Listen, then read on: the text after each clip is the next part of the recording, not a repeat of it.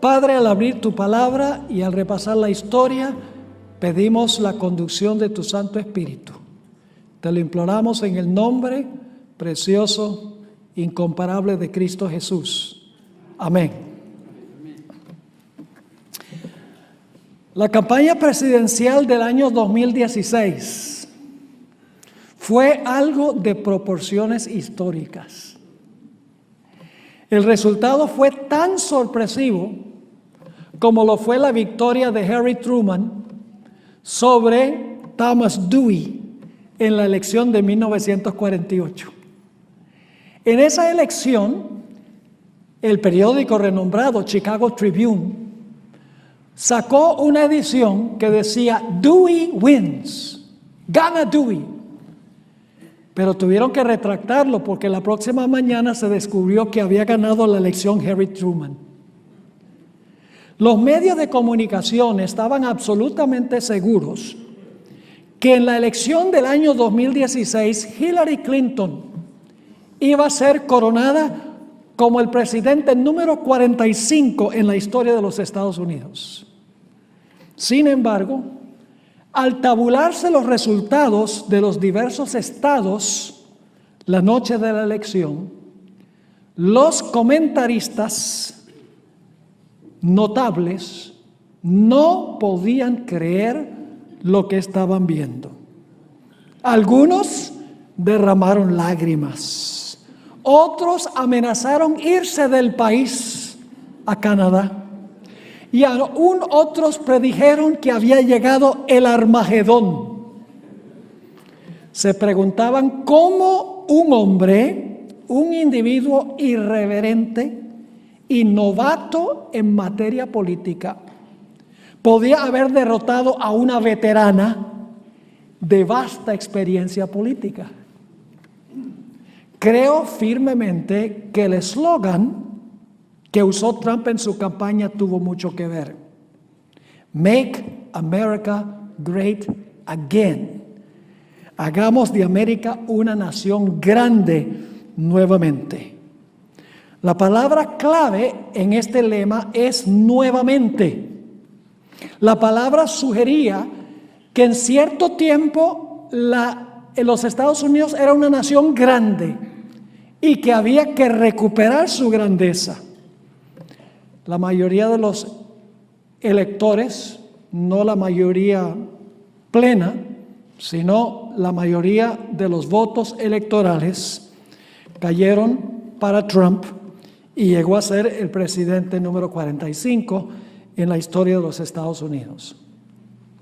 Esto nos lleva a preguntarnos, ¿qué es lo que hace que una nación sea grande? ¿Cuál es el secreto de la grandeza de los Estados Unidos? ¿Cuál es el secreto de su poder y su prosperidad?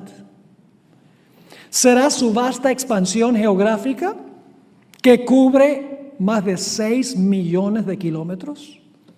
¿Será su población, la cantidad de habitantes que sobrepasan los 350 millones? ¿Serán sus hermosos paisajes, muchos de ellos en California, como Yosemite y Sequoia? ¿Será su increíble avance tecnológico? ¿Será su incomparable infraestructura? ¿Serán sus abundantes recursos naturales? ¿Será la creatividad de sus habitantes? ¿Será su rico patrimonio histórico? ¿Será la gran diversidad de culturas, razas y nacionalidades?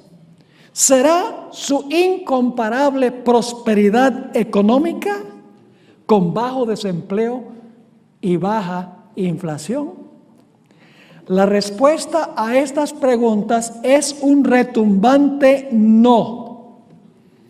La grandeza de este país no radica en ninguna de estas cosas. El sabio Salomón nos dijo, ¿qué es lo que hace que una nación sea grande?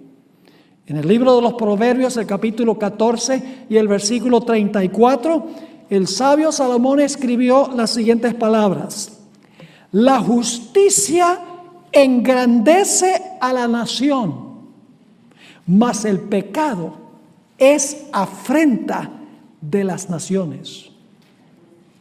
¿Cómo llega a ser una nación justa y grande? Esta pregunta es muy importante, pues en el transcurso de la historia se han levantado muchas naciones que fueron poderosas, pero luego se desintegraron en el polvo. Una nación llega a ser justa cuando su población es justa y piadosa y vive en armonía con los mandamientos de Dios. En Deuteronomio, el capítulo 4 y el versículo 6, Dios le advirtió a Israel cómo podían llegar a ser una nación grande. Dice allí Dios a su pueblo, hablando de sus mandamientos: guardadlos, pues, y ponedlos por obra, porque esta es vuestra sabiduría y vuestra inteligencia ante los ojos de los pueblos, los cuales oirán todos estos estatutos y dirán: ciertamente pueblo sabio y entendido, nación grande es esta. Lo que hace que una nación sea grande es su piedad, su justicia, su obediencia a las leyes y los mandamientos de Dios. Pero la legislación gubernamental no tiene poder inherente para hacer que una nación sea justa y piadosa y grande. Una nación llega a ser piadosa y justa cuando la iglesia leuda a la sociedad con la predicación de la santa palabra de Dios. Cuando los ministros predican la palabra penetra al corazón de los ciudadanos, cambia sus vidas y como resultado la sociedad llega a ser justa y piadosa. La parábola de la levadura en Mateo 13:33 ilustra el principio. La levadura no se rocía encima de la masa. Para que la masa crezca hay que meter la levadura dentro de la masa. Así es que cuando los pastores predican la palabra penetra el corazón, transforma la vida y como resultado viene la transformación de la sociedad. Lo dijo el salmista en el Salmo 119:11. En mi corazón he guardado tus dichos para no pecar contra ti. En la década de los 1960, la época de los Beatles y Elvis Presley, etc., comenzó a corroerse la fibra moral de los Estados Unidos.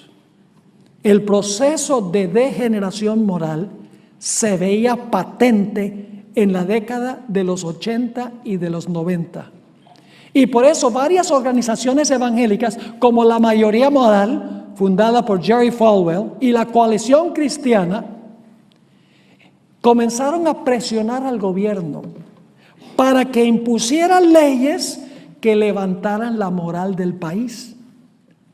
El periodista Cal Thomas escribió unas palabras muy interesantes.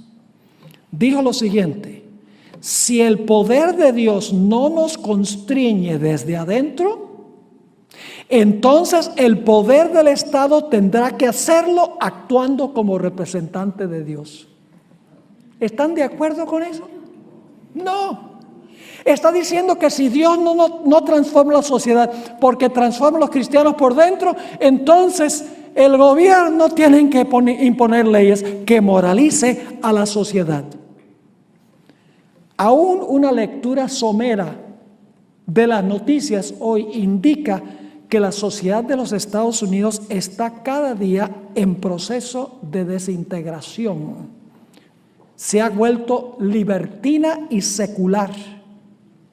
Tiroteos en las escuelas, conflictos raciales, abuso de los opioides y de las drogas, la corrupción política, el aumento de los desastres naturales, los abusos sexuales, la polémica entre los partidos, los estilos de vida alternativos, la obsesión por acumular bienes materiales. Todo se ve patente en la sociedad actual. Pero la pregunta es, ¿se debe esa desintegración moral al gobierno o tiene otra razón y otra explicación más profunda? Creo, hermanos y hermanas, que el desmoronamiento de la sociedad americana se debe más al fracaso de la iglesia que al fracaso del Estado. El protestantismo, tanto en sus ramas liberales como conservadoras, ha olvidado que la predicación de la palabra de Dios por medio del poder del Espíritu Santo es lo que transforma a la sociedad. Los ministros han fracasado en llamar al pecado por su debido nombre. Ya no llaman a la gente a arrepentirse de sus pecados y apartarse de sus pecados. El protestantismo ha perdido la razón de su existencia. En vez de predicar la palabra de Dios, el protestantismo liberal se ha acomodado a la cultura y a lo que es políticamente correcto. Por el otro lado, los protestantes conservadores enfatizan un evangelio de la prosperidad que alimenta el egoísmo. Pare de sufrir. El evangelio de señales y milagros caracteriza a muchos grupos protestantes. Un evangelio de ayuda psicológica al estilo de Joel Osteen. Un evangelio de activismo político, un evangelio que enfatiza la gracia a expensas de la ley de Dios. Así es que los protestantes, habiendo perdido la fuente de su poder, buscan la ayuda del gobierno como último recurso para resolver el problema que ellos mismos han causado. En el Conflicto de los Siglos, página 496, la hermana White escribió lo que sucedió en la iglesia primitiva. Dice ella, cuando la iglesia primitiva se corrompió, al apartarse de la sencillez del evangelio y al aceptar costumbres y ritos paganos, perdió el espíritu y el poder de Dios. ¿Y qué remedio propuso? Y para dominar las conciencias, buscó el apoyo del poder civil.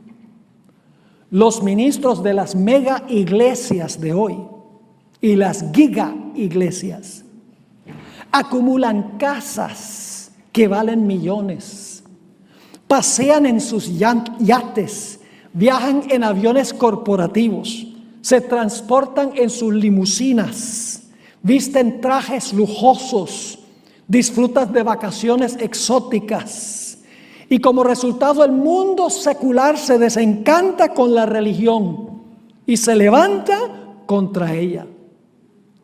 Estos mercaderes de la palabra le enseñan a sus feligreses a ser avaros, ricos y enriquecidos y sin necesidad de nada.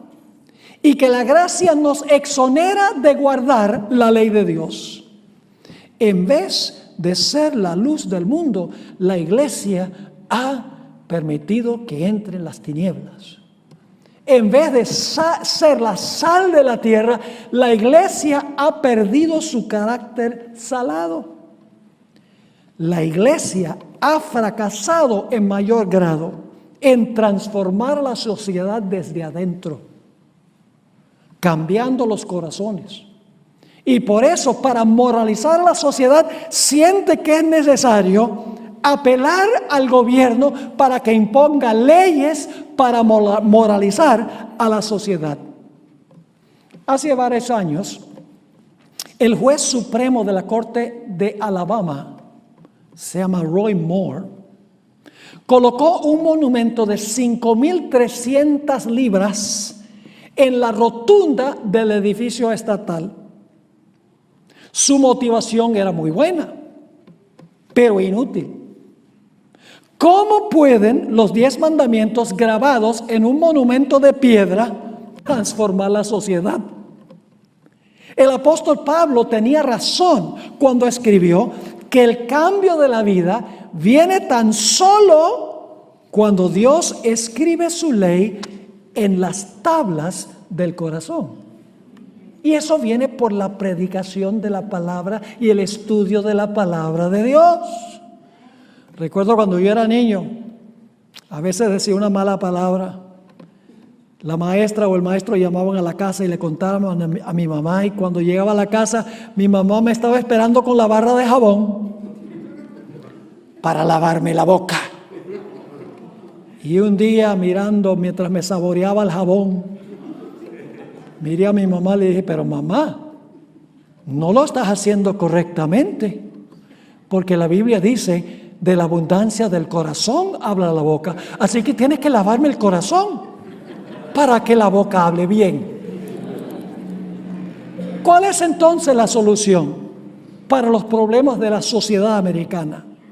¿Cómo puede recuperar América la grandeza que perdió? ¿Tiene el gobierno la solución? Romanos 13 tiene la respuesta.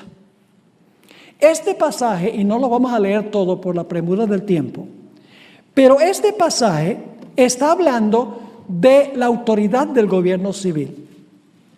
Y nos dice que nosotros debemos obedecer las leyes del poder civil por 2 razones. En primer lugar, dice que algunos observan las leyes por temor al castigo. Es decir, manejan conforme al límite de velocidad por temor a que les den un ticket. Por eso obedecen las leyes.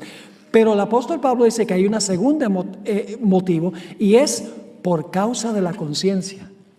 El cristiano no solo obedece las leyes civiles porque tiene miedo de que si no las obedece lo van a castigar, sino las obedece porque es un cristiano, lo hace por su conciencia.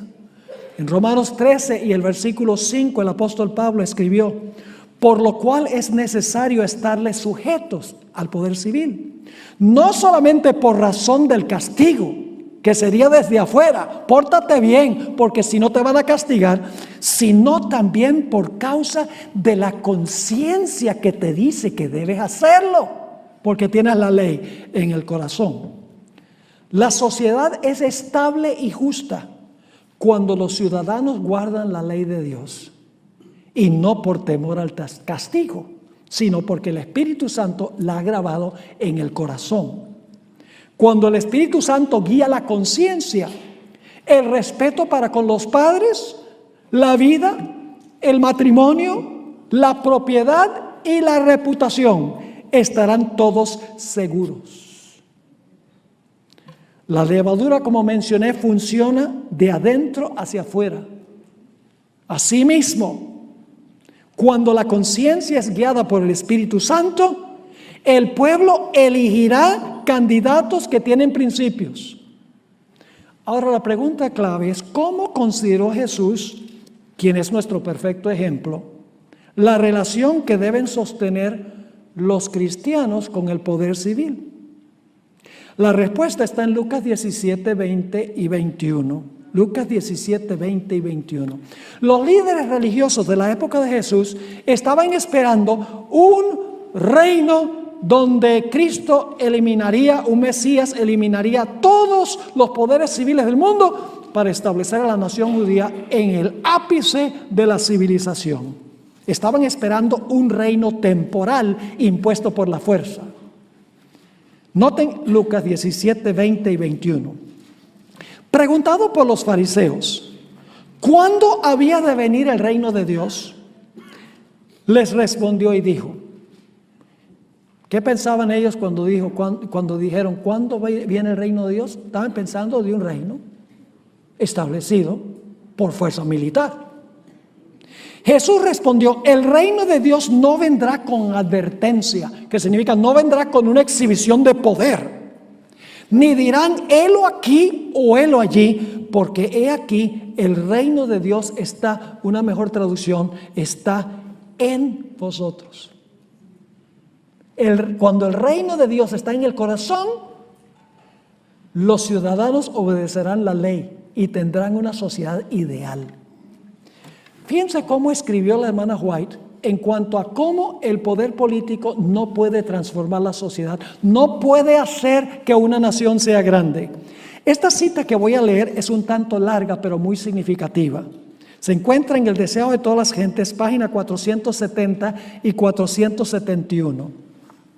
Ella está comentando sobre los versículos que acabamos de leer de Lucas, el capítulo 17.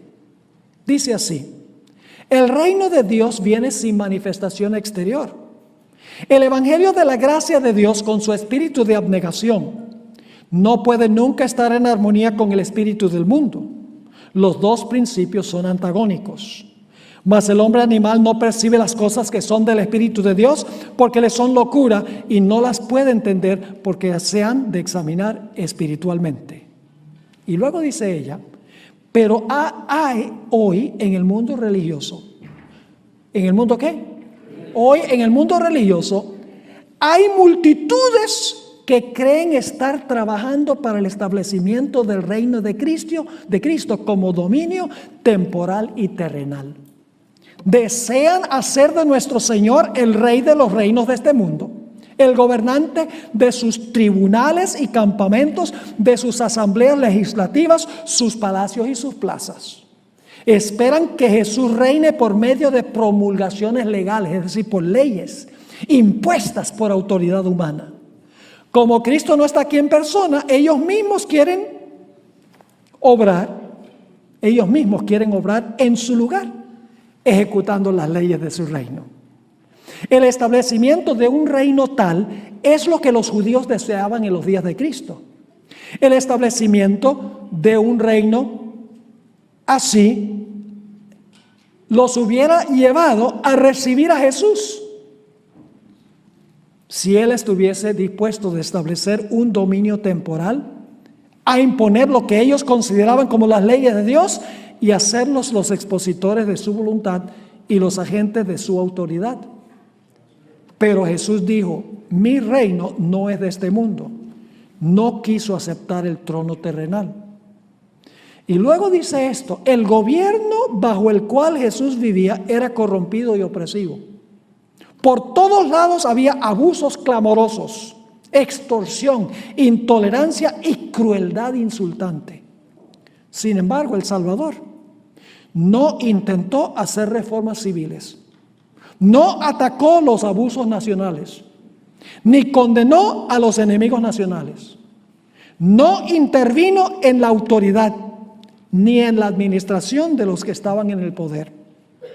El que era nuestro ejemplo se mantuvo alejado de los gobiernos terrenales. Dice: ¿por qué el Señor se mantuvo alejado de los gobiernos terrenales? ¿Acaso ellos no podían ayudar a establecer una sociedad ideal? Fíjense lo que sigue diciendo.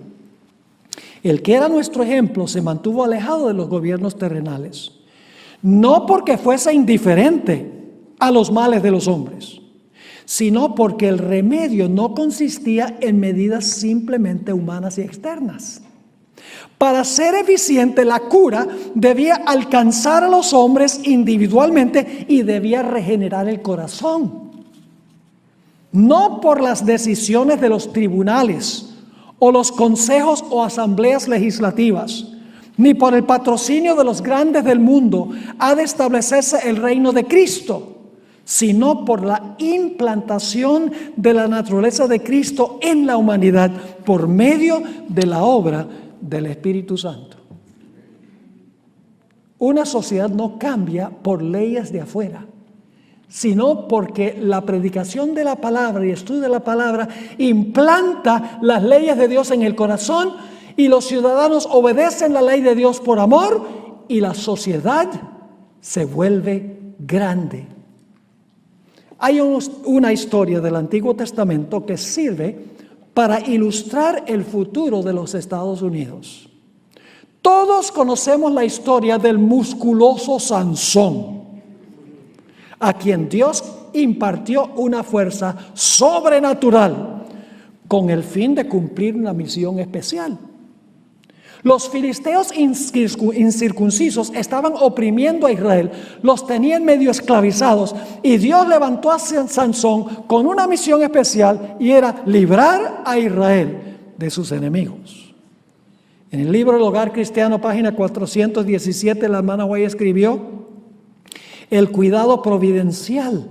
Recuerden esa palabra, providencial. El cuidado providencial de Dios había asistido a Sansón para que pudiera prepararse y realizar la obra para la cual había sido llamado. Al principio mismo de la vida se vio rodeado de condiciones favorables para el desarrollo de su fuerza física, vigor intelectual y pureza moral. Dios le dio a Sansón todos los recursos para cumplir su misión. En su vida temprana, Sansón vivió en armonía con esos principios. Pero cuando llegó a ser adulto, ocurrió un cambio. Sansón comenzó a transigir en sus principios que le habían dado su poder y su prosperidad. Una mujer ramera, persistente con el nombre de Dalila, cuyo nombre significa la consumidora, lo sedujo a tener una relación ilegítima con ella, y hechizado abandonó su secreto. Ella le cortó el cabello y esto lo llevó a la apostasía y a la ruina. En el libro Patriarcas y Profetas, página 606, la hermana White escribió: precisamente cuando llegaba a edad viril, cuando debía cumplir su misión divina, el momento en que más fiel a Dios debe haber sido, Sansón se vinculó con los enemigos de Israel. En el libro El Hogar Cristiano, página 417, ella añadió: pero bajo la influencia de amistades y relaciones impías, abandonó aquella confianza en Dios, que es la única seguridad del hombre, y fue arrebatado por la marea del mal. Y alguno dirá: ¿cómo ilustra esta historia la historia de los Estados Unidos? Así como Sansón, Dios levantó a este país con el fin de librar a su pueblo que había sido oprimido durante 1260 años de cautiverio bajo el poder papal. Dios le concedió a este país toda bendición, todos los recursos necesarios para llegar a ser la nación más poderosa y más grande del mundo. Pero así como Sansón, los Estados Unidos tienen un secreto de su poder y prosperidad. Mientras este país guarde su secreto y obedezca a Dios, nada lo podrá vencer. Elena White escribió en 1888 cuál es el secreto del poder y la grandeza de este país. Dice en el Conflicto de los Siglos 4:94, el republicanismo y el protestantismo, es decir, libertad civil y religiosa, separación de iglesia y Estado, vinieron a ser los principios fundamentales de la nación. Y luego dice: estos principios son el secreto de su poder y su prosperidad. Separación de iglesia y Estado. La iglesia leudando la sociedad con la palabra para que haya una sociedad pía. Y el Estado manteniendo el orden para aquellas personas que no quieren obedecer la ley, para proteger la propiedad, el matrimonio, etc.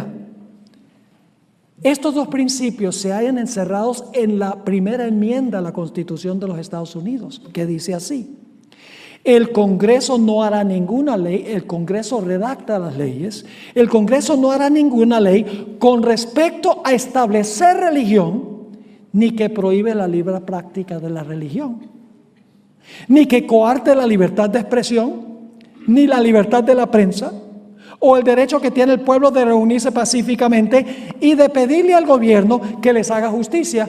Dos diferentes responsabilidades de la primera enmienda.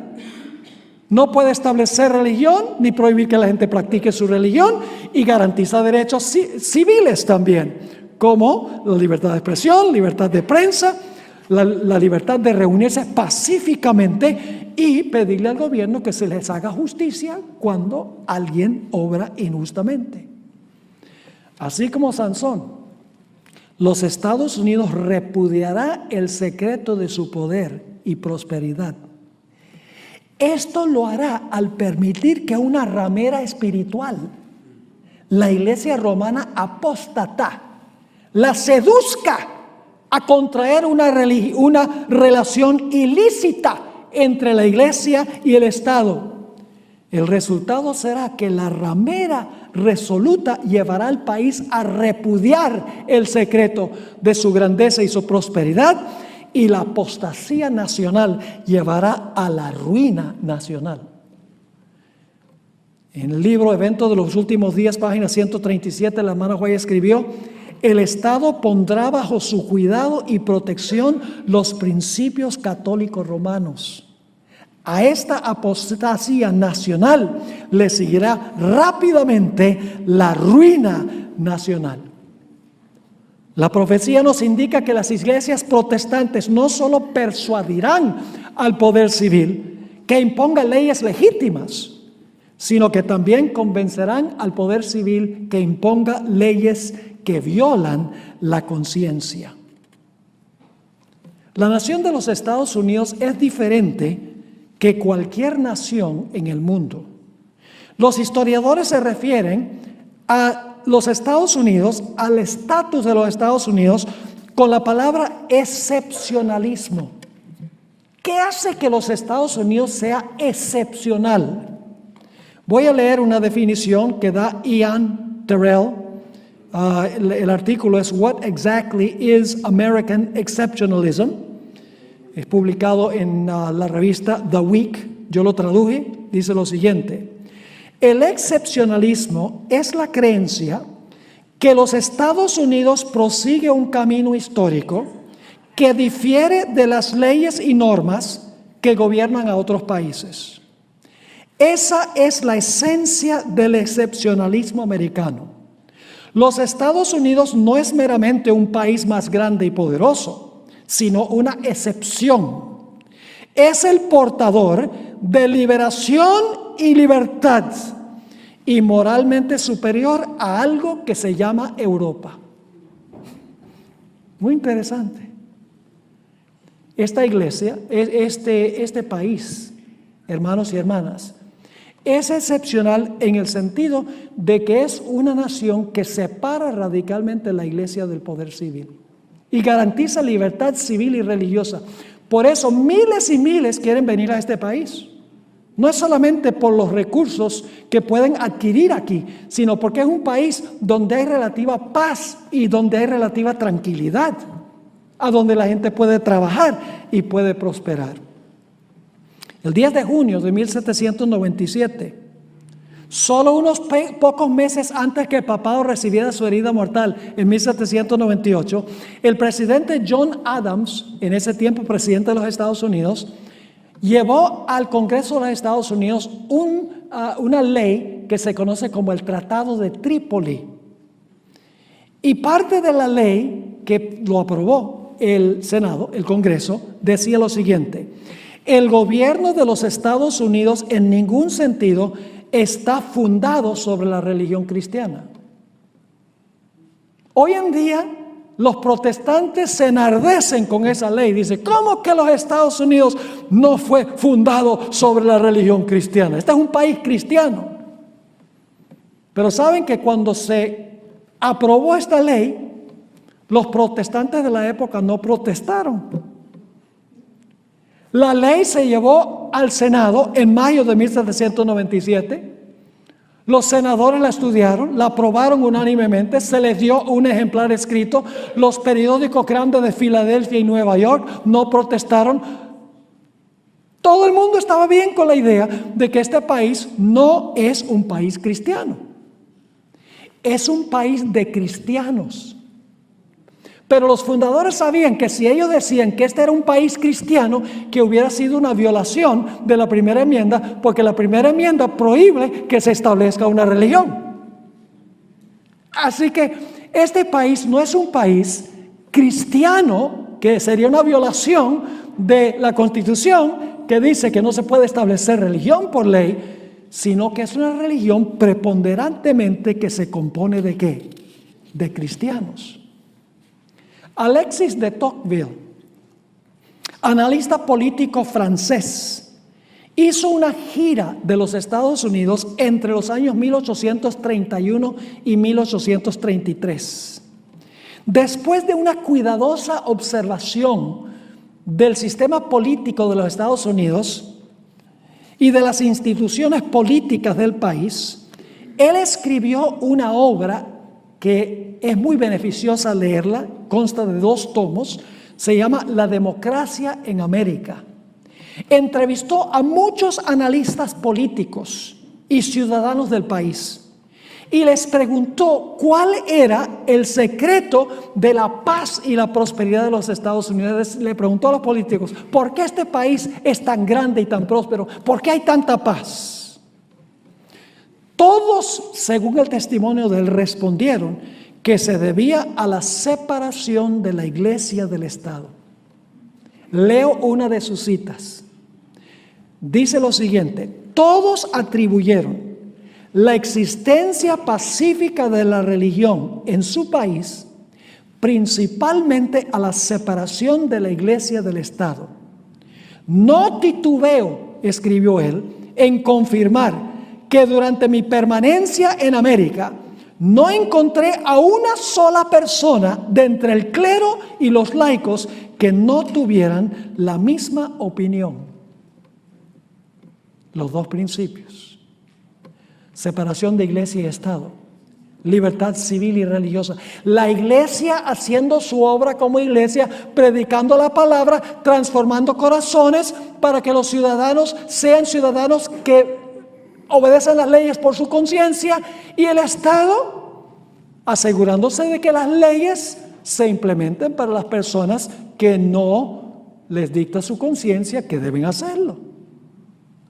Los fundadores de los Estados Unidos, los padres fundadores, conocían muy bien lo que había pasado durante el periodo de dominio papal. Ellos sabían muy bien lo que pasaba cuando se une la iglesia con el poder civil. Estaban viviendo durante el tiempo de la Revolución Francesa, cuando el proletariado se levantó en contra del poder papal por haberlos oprimido durante tanto tiempo. Sabían que la iglesia romana se había apropiado del poder civil para perseguir a todos los que no estaban de acuerdo con la iglesia, y ellos dijeron: en esta nueva nación vamos a establecer un sistema de gobierno distinto. Voy a leerles algunas citas de los fundadores de esta nación. En primer lugar, Thomas Jefferson.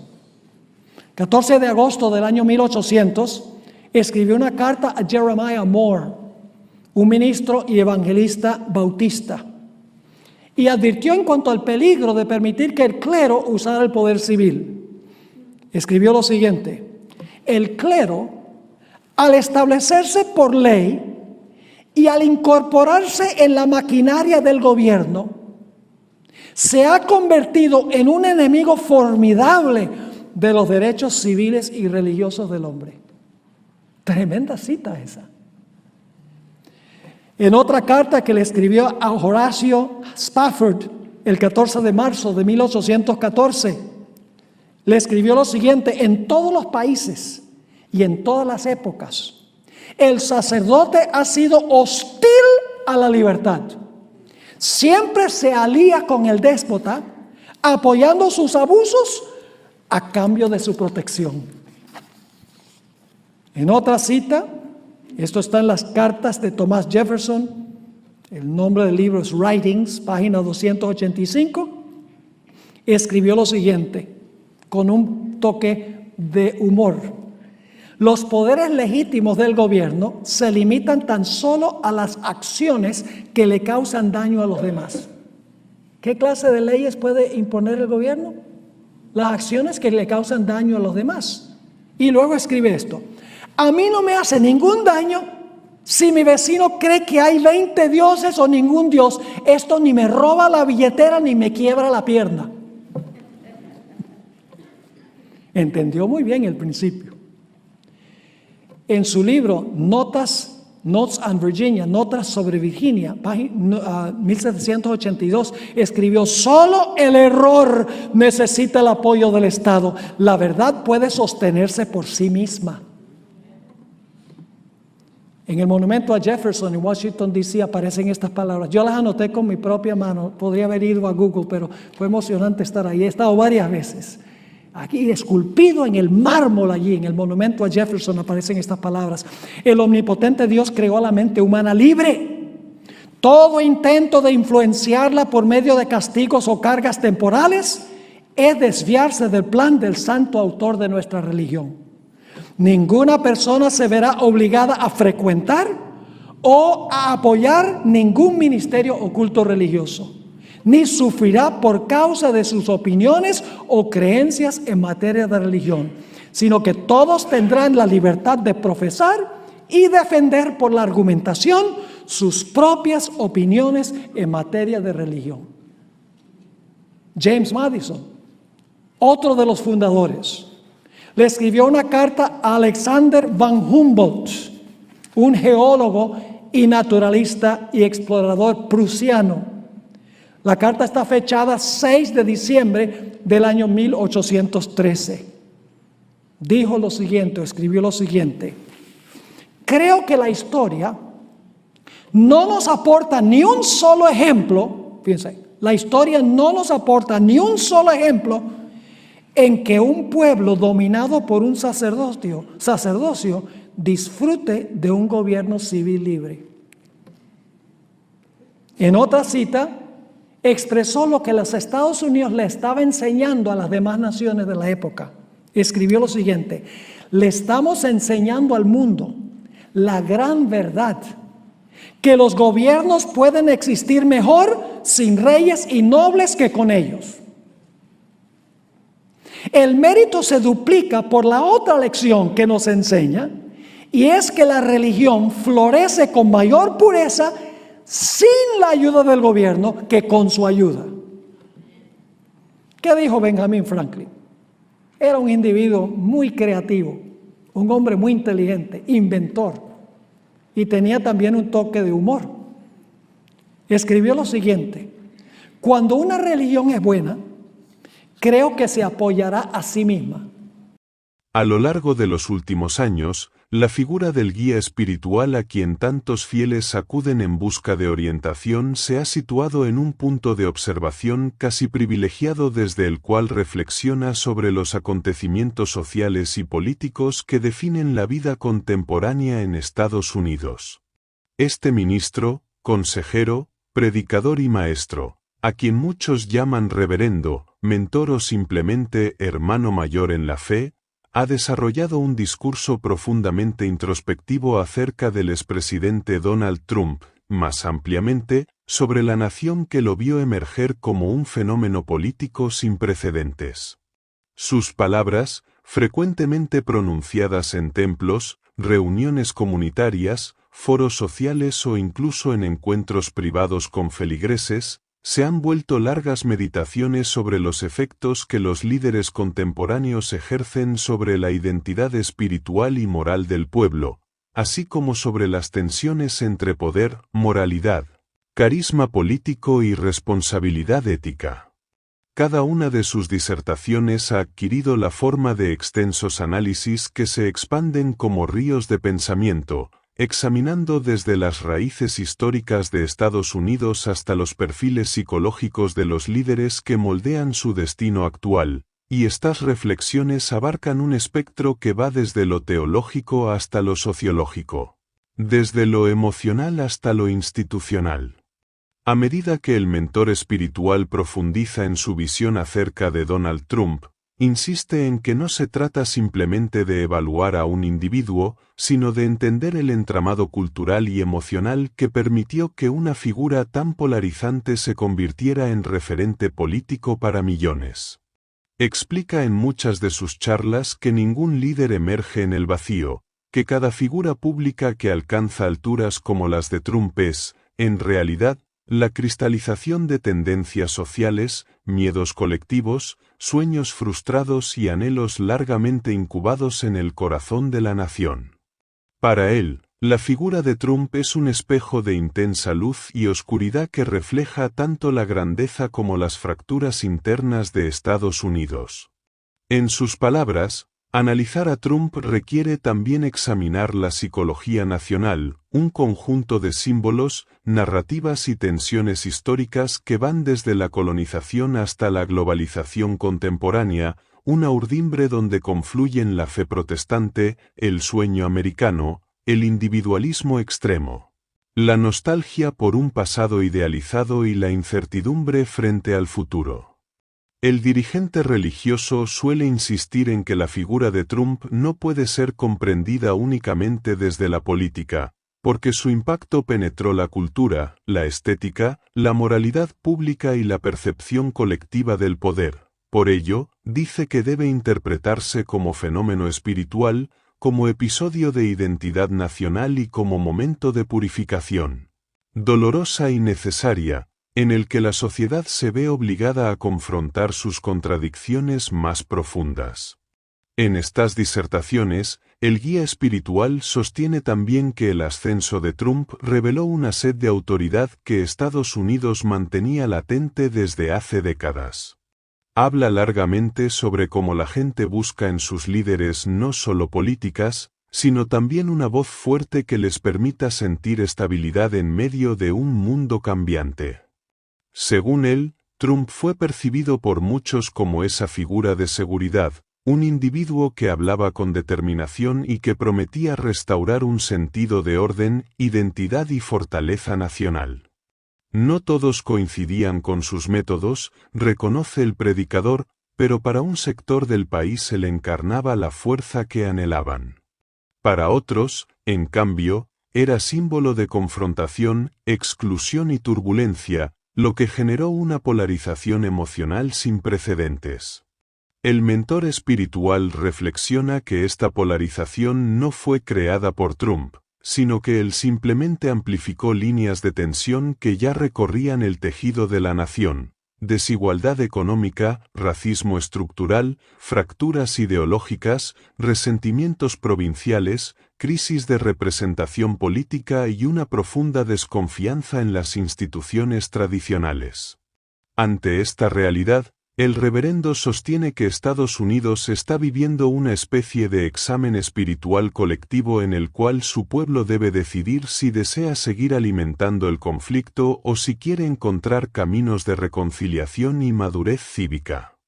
Además, el líder religioso subraya que la figura de Trump provocó que muchos creyentes se vieran obligados a reconsiderar la relación entre fe y política.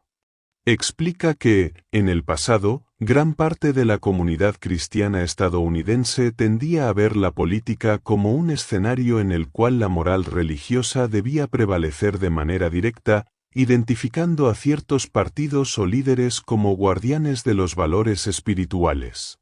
Sin embargo, con la llegada de Trump, muchos se enfrentaron a un dilema: apoyar a un dirigente que prometía defender sus convicciones culturales pero que, a los ojos de algunos, mostraba comportamientos y discursos poco alineados con las virtudes tradicionales de la fe.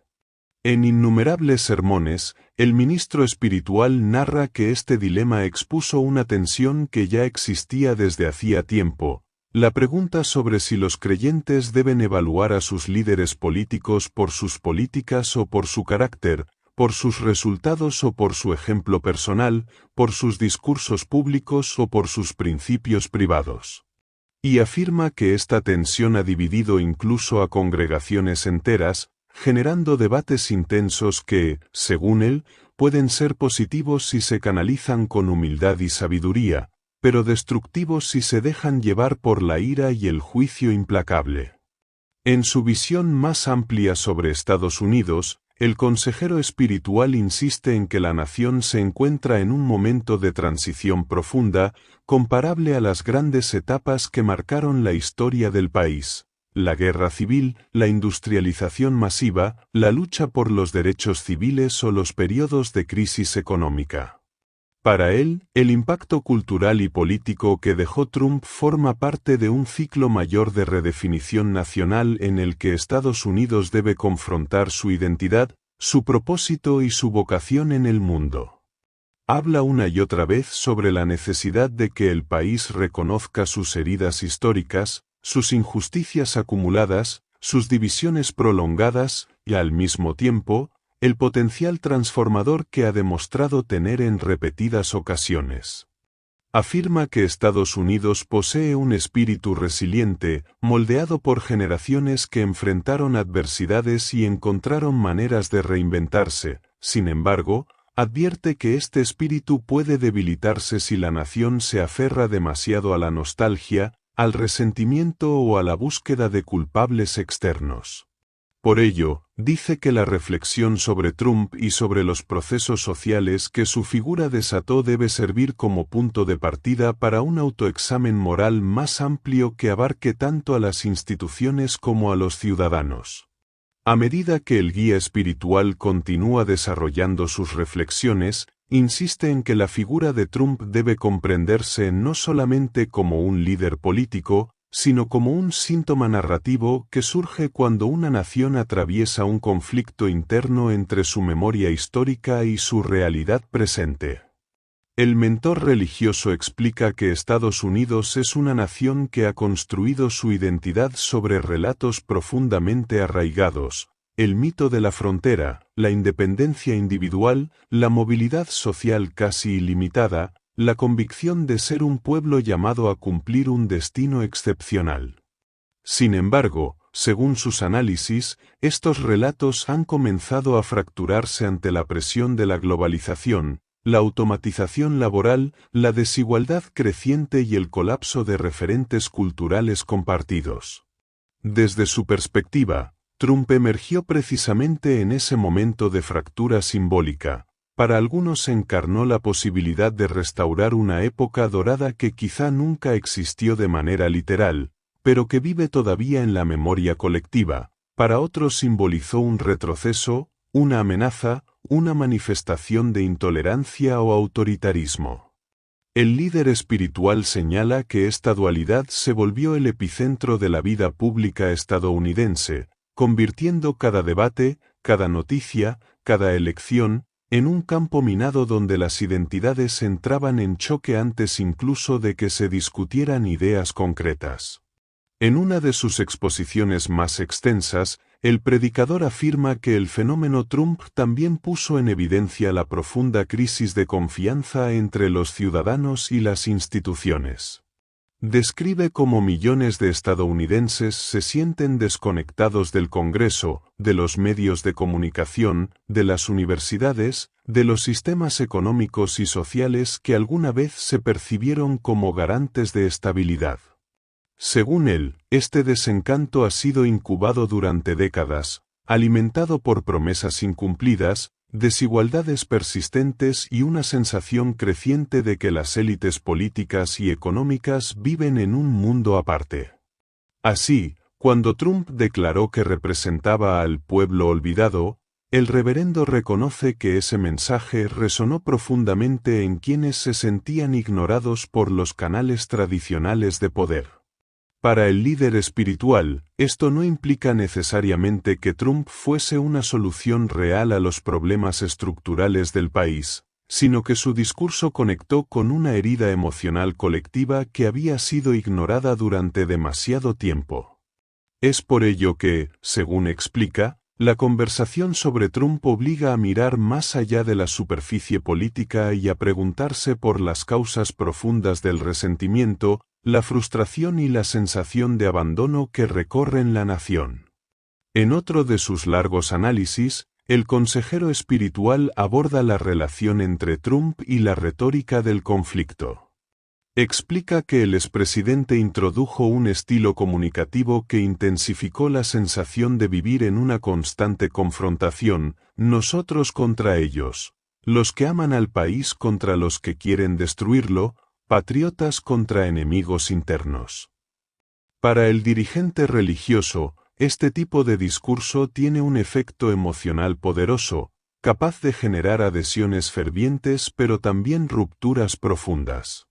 El mentor espiritual reflexiona que dicha retórica aprovecha la tendencia humana a buscar pertenencia en grupos y a encontrar consuelo en narrativas claras que definan amigos y adversarios. Sin embargo, Advierte que este tipo de polarización puede convertirse en una prisión espiritual que empobrece la vida moral de las personas, pues reduce la complejidad humana a categorías simples y excluyentes. Desde su perspectiva, la vida democrática requiere precisamente lo contrario, la capacidad de convivir con el desacuerdo, de reconocer la dignidad del otro, de mantener la empatía incluso cuando existen diferencias profundas. Por ello, dice que el impacto de Trump debe evaluarse también desde sus efectos en la cultura del diálogo, la tolerancia y la coherencia ética.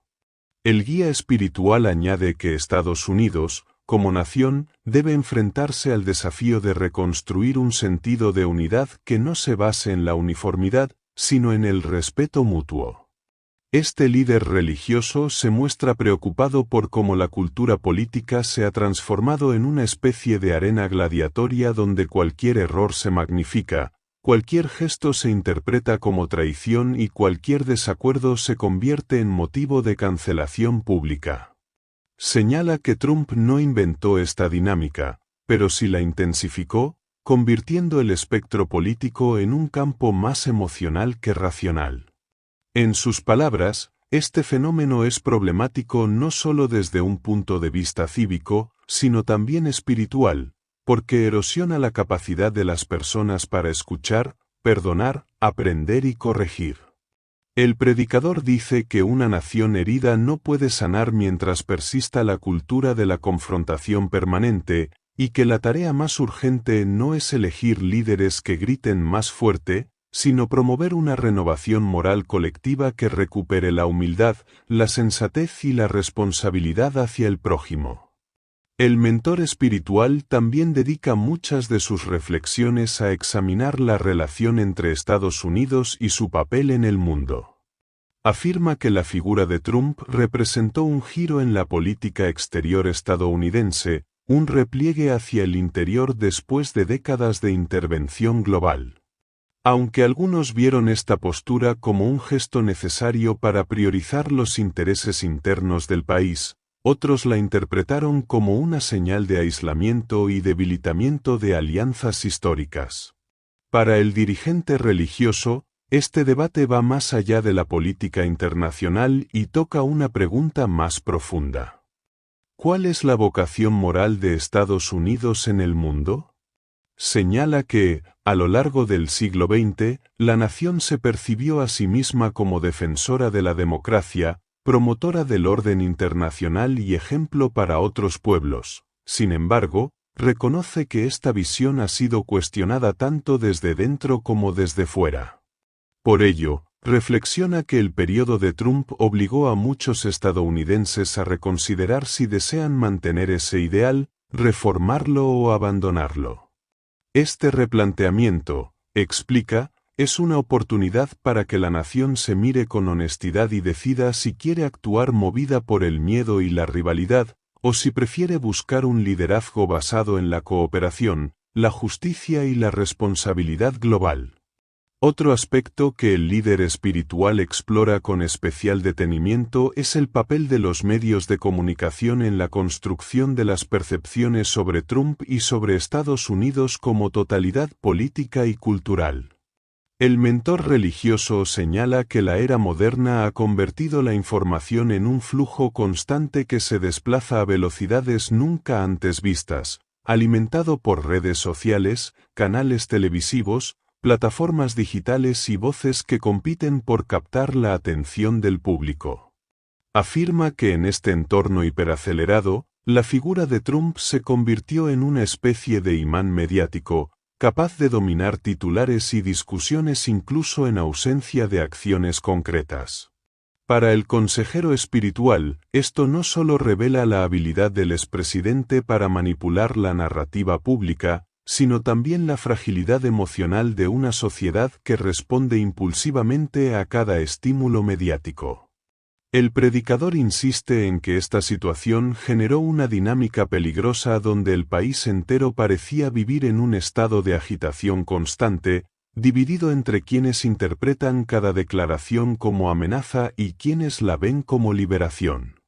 De este modo, dice que la conversación pública se volvió menos un intercambio de argumentos y más un ritual de reafirmación identitaria en el que cada grupo buscaba validar su visión del mundo.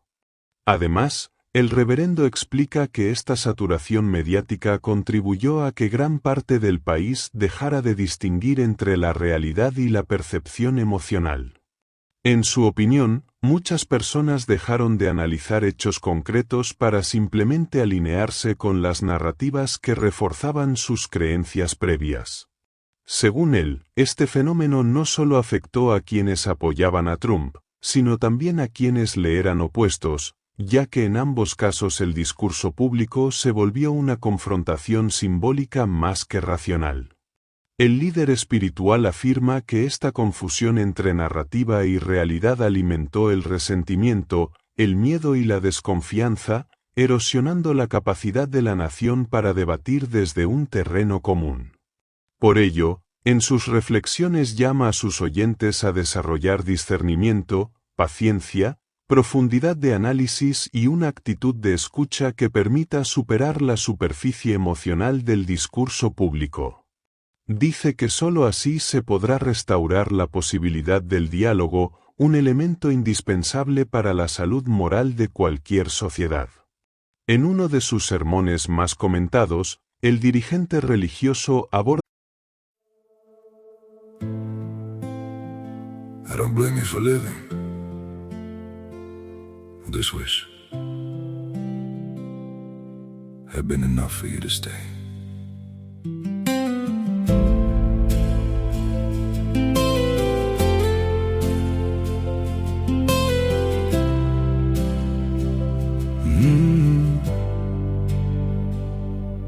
I saw it coming in the way you changed, in the silence between your words. Every I'm fine felt heavier than truth, like something breaking, unheard. I tried to fix what I didn't understand, held on tighter as you slipped away. But love can't grow where it's already gone. I don't blame you for living this wish had been enough for you to stay.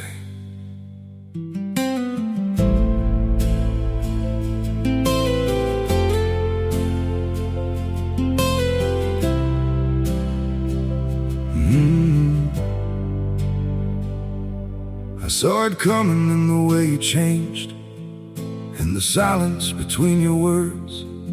Every I'm fine felt heavier than truth, like something breaking, unheard. I tried to fix what I didn't understand, held on tighter as you slipped away. But love can't grow where it's already gone. I don't blame you for living this wish had been enough for you to stay.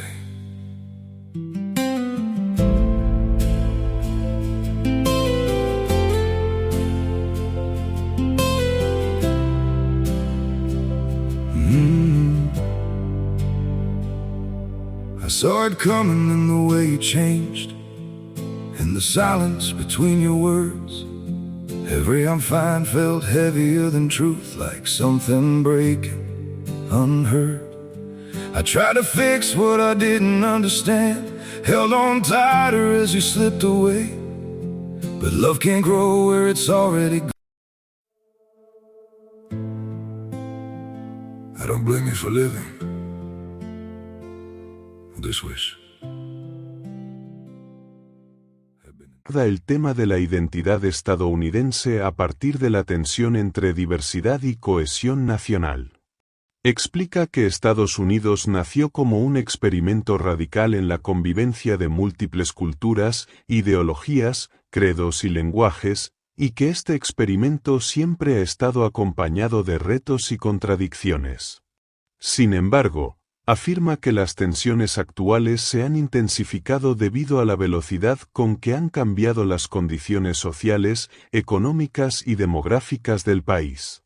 En este contexto, Trump representó para muchos una figura que prometía proteger una identidad nacional percibida como amenazada, mientras que para otros fue un obstáculo para la plena inclusión de comunidades históricamente marginadas.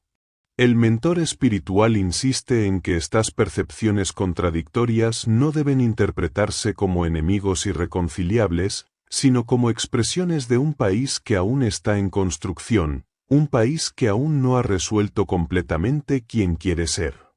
Afirma que esta crisis identitaria puede ser dolorosa, pero también es una oportunidad para que los estadounidenses definan una identidad más justa, amplia y respetuosa, capaz de integrar la pluralidad sin sacrificar la cohesión. Asimismo, el consejero espiritual dedica largas reflexiones a examinar cómo la figura de Trump modificó la relación entre religión y política. Comenta que, durante décadas, ciertos sectores religiosos de Estados Unidos se alinearon con un discurso político conservador que, supuestamente, defendía valores tradicionales como la familia, la moral pública, la libertad religiosa y la protección de la vida. Pero explica que la llegada de Trump sacudió esta alianza tradicional, ya que obligó a muchos creyentes a reconocer que la relación entre fe y política no puede reducirse a una lista de posiciones partidistas. Describe cómo algunas comunidades religiosas se dividieron entre quienes veían en Trump a un defensor de sus causas y quienes consideraban que su comportamiento contradecía la esencia de los principios espirituales que predican. Según el líder religioso, esta división fue una prueba dolorosa, pero necesaria, porque obligó a las congregaciones a repensar qué significa realmente vivir de acuerdo con la fe en un mundo donde la política suele instrumentalizar las identidades religiosas. Insiste en que la misión espiritual no consiste en entregar la conciencia a ningún partido, sino en mantener la integridad moral incluso cuando eso significa disentir de aquellos que parecen defender nuestras causas inmediatas.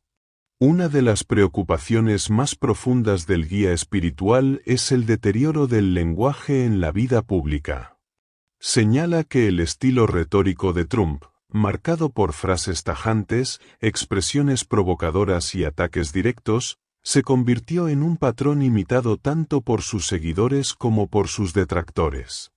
El predicador advierte que este lenguaje cargado de agresividad ha contaminado la forma en la que los ciudadanos se relacionan entre sí, llevando el debate político a niveles de hostilidad que afectan la convivencia cotidiana. Para él, el lenguaje no es un simple instrumento, sino un reflejo del alma colectiva, y cuando el habla se vuelve violenta, manipuladora o despreciativa, eso indica un desequilibrio profundo en el corazón espiritual de la sociedad. Por ello, insiste una y otra vez en que la renovación moral de Estados Unidos deberá comenzar por la manera en que las personas dialogan, se dirigen unas a otras y construyen sentido común a través de las palabras. Sostiene que un pueblo que pierde el respeto por el lenguaje pierde también la capacidad de construir un futuro compartido, porque el futuro se edifica primero en el terreno simbólico donde nacen las ideas, los compromisos y las esperanzas. En otra de sus meditaciones prolongadas, el líder espiritual profundiza en el vínculo entre economía, angustia social y la percepción pública que rodeó a Trump durante su ascenso. Explica que, para comprender plenamente la magnitud del fenómeno, es necesario mirar más allá de los discursos políticos tradicionales y analizar las condiciones materiales que moldean la vida cotidiana de millones de estadounidenses. El mentor religioso señala que durante décadas una parte significativa de la población experimentó un debilitamiento gradual de su poder adquisitivo, la pérdida de empleos industriales, la automatización creciente y el desplazamiento de oportunidades hacia zonas urbanas o sectores tecnológicos inaccesibles para quienes no cuentan con educación especializada. Según él, esta sensación de vulnerabilidad económica generó un terreno fértil para que un líder con un discurso directo, que prometía restaurar empleos y proteger industrias nacionales, se convirtiera en símbolo de esperanza para aquellos que se sentían abandonados por la globalización. Para el consejero espiritual, no se trata de juzgar si Trump cumplió o no dichas promesas, sino de entender por qué su mensaje resonó con una fuerza tan profunda en comunidades que se percibían olvidadas. En sus palabras, la angustia económica, cuando se combina con el desencanto institucional y la fragmentación cultural, puede transformarse en un clamor desesperado que busca salvadores más que soluciones.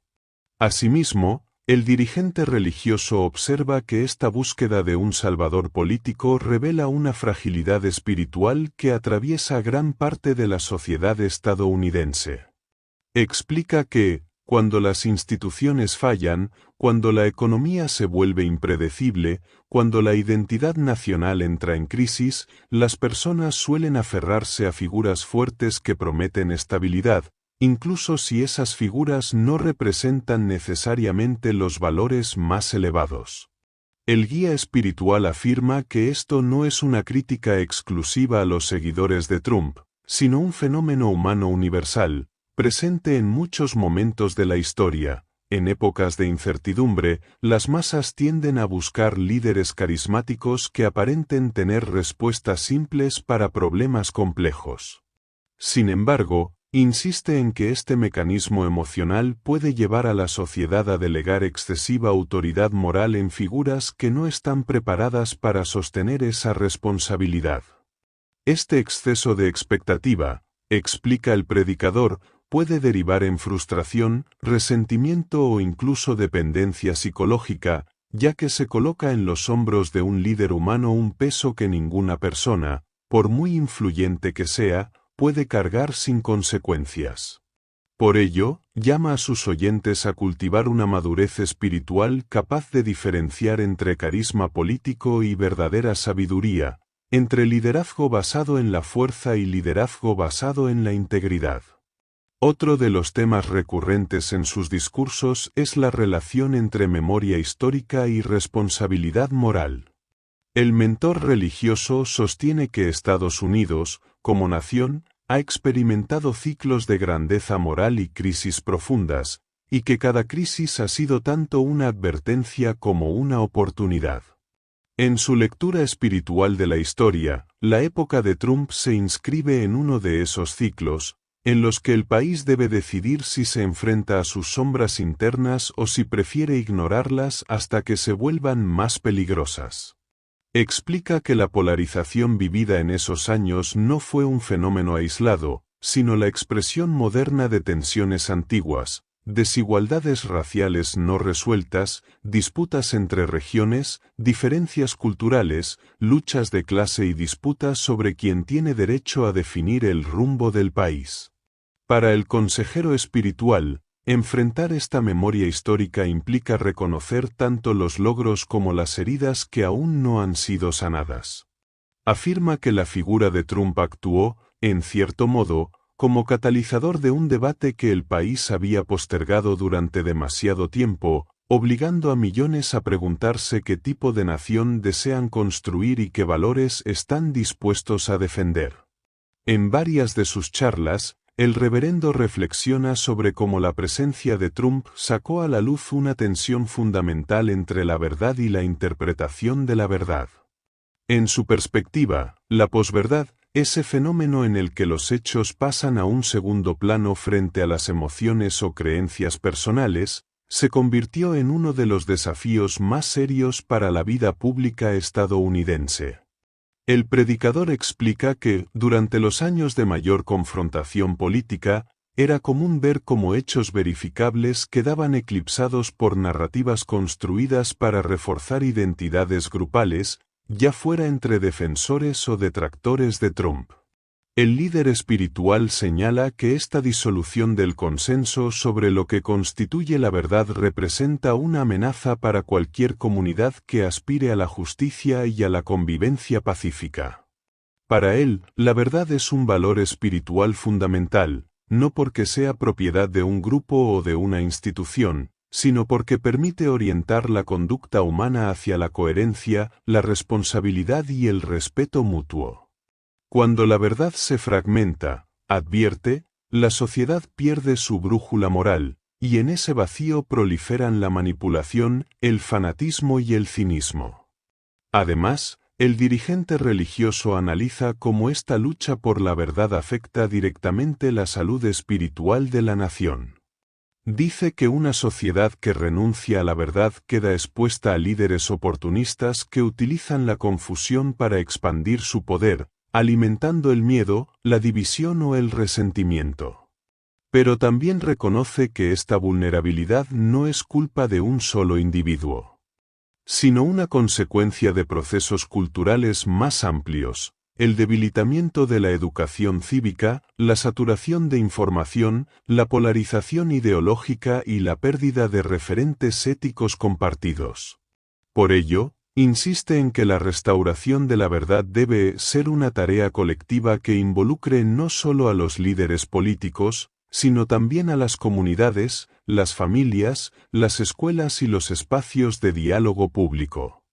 Afirma que una nación no puede avanzar hacia la reconciliación si cada grupo vive encerrado en su propia narrativa impermeable al diálogo, y que el primer paso para reconstruir el tejido social es recuperar el valor de escuchar con sinceridad, incluso cuando las opiniones ajenas resultan incómodas.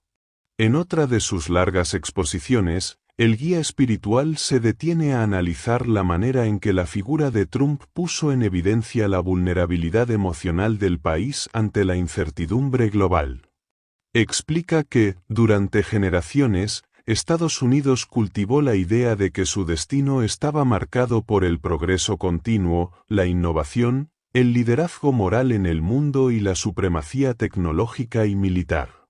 Sin embargo, añade que los cambios vertiginosos del siglo XXI, desde la irrupción de potencias emergentes hasta las crisis económicas, sanitarias y climáticas, generaron un sentimiento de pérdida del control histórico que el país creía tener.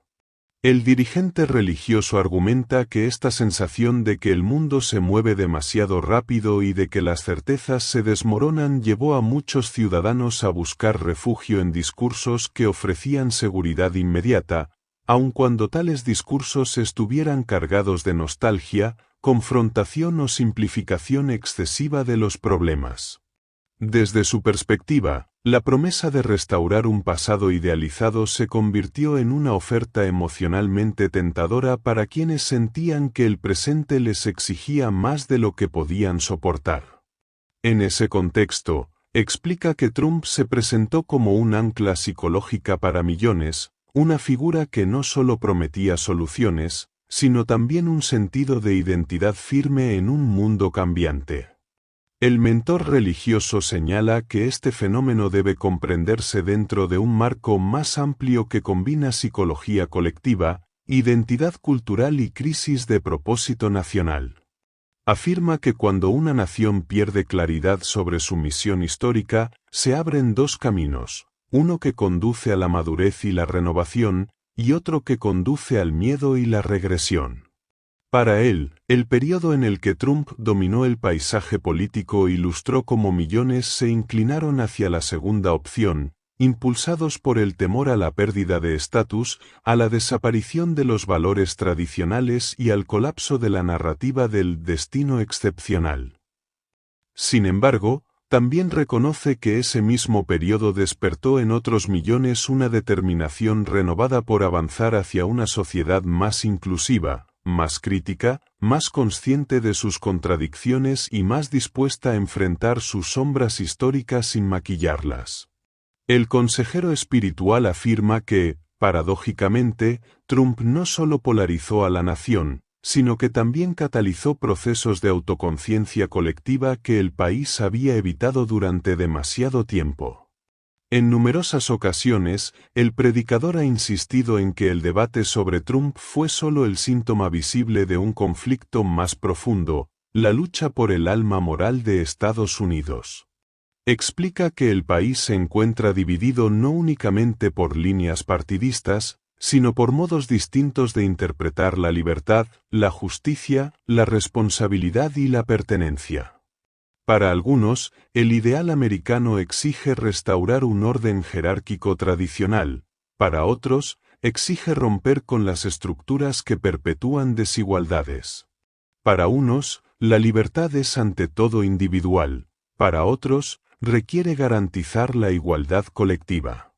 El líder espiritual afirma que estas tensiones han existido desde la fundación del país, pero en la época reciente adquirieron una intensidad inédita debido al clima emocional que caracterizó los años de mayor polarización.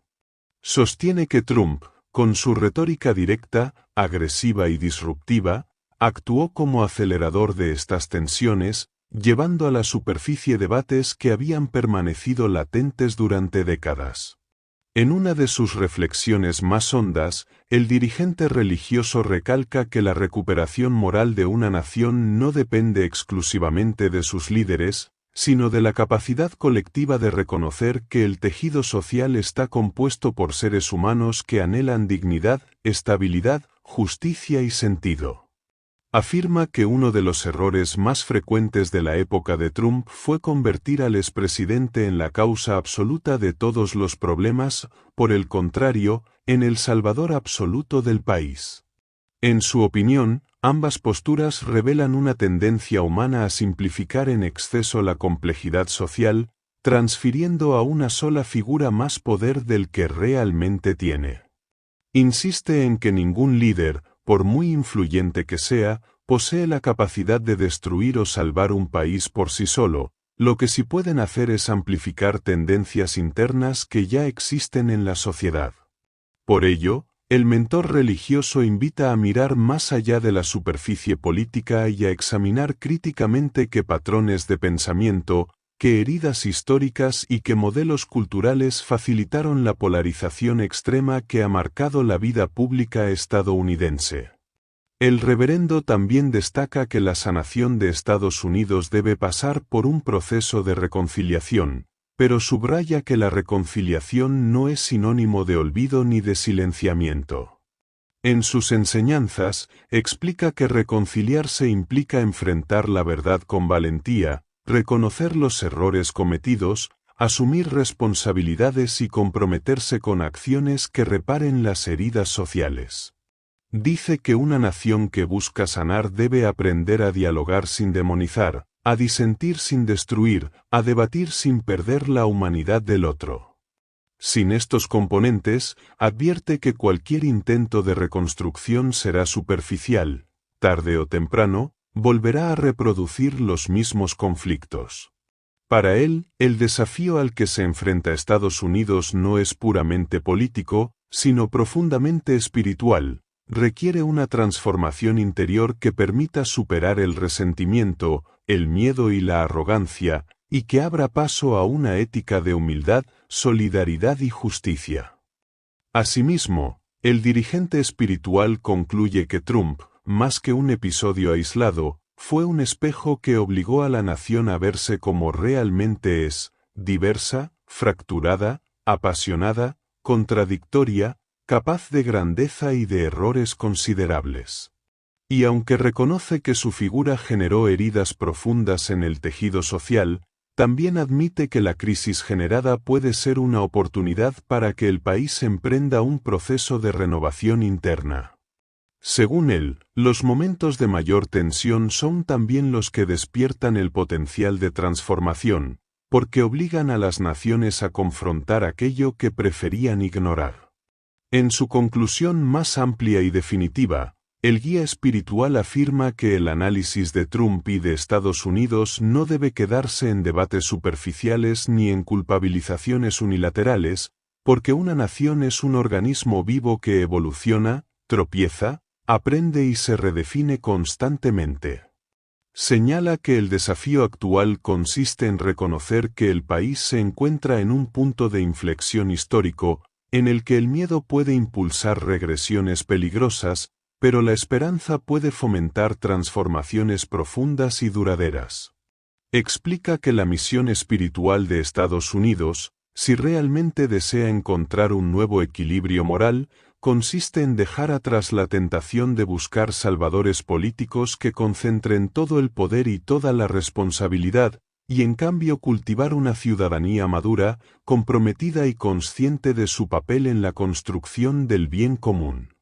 Afirma que la verdadera grandeza de una nación no se encuentra en la figura de un solo líder, sino en la capacidad colectiva de sus habitantes para sostener principios éticos sólidos incluso cuando soplan vientos de incertidumbre. Para concluir, el dirigente religioso declara que Trump, con todas sus luces y sombras, fue un capítulo que expuso tanto las heridas como las posibilidades de la nación. Si Estados Unidos es capaz de aprender de ese episodio, de enfrentar sus fracturas internas, de reconstruir la confianza en su comunidad y de abrazar un propósito moral renovado, entonces, incluso los momentos más turbulentos habrán cumplido una función transformadora. Pero si ignora las lecciones, si se aferra a la polarización y al resentimiento, el país quedará atrapado en un ciclo interminable de conflictos que impedirán su maduración espiritual. Por ello, concluye que el futuro depende menos de la figura de cualquier líder y más de la determinación del pueblo estadounidense para elevarse por encima de las divisiones que lo consumen, y para redescubrir, en su diversidad y complejidad, una vocación profunda hacia la justicia, la fraternidad y la esperanza. Gracias por quedarte hasta el final, por apoyar nuestro ministerio. Recuerda compartir este mensaje. Dios te bendiga.